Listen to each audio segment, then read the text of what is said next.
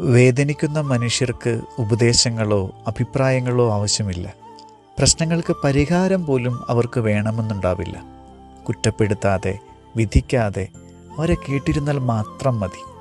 എന്നാൽ ഉപദേശിക്കാനുള്ള ഒരു വ്യഗ്രത നമുക്കുള്ളതുകൊണ്ട് അവരെ കേൾക്കുന്നതിലും അധികം നമ്മുടെ ശ്രദ്ധ അവരോട് എന്തെല്ലാം പറയാമെന്നായിരിക്കും. ദൈവമേ, വാക്കടക്കം പാലിക്കാനും ക്ഷമയോടെ കേൾക്കാനും എന്നെ പഠിപ്പിക്കണമേ.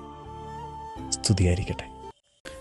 സ്വന്തം കണ്ണുകൊണ്ട് കാണുന്നത് മാത്രമാണ് കാഴ്ച എന്ന് കരുതുന്ന മനുഷ്യരുണ്ട്.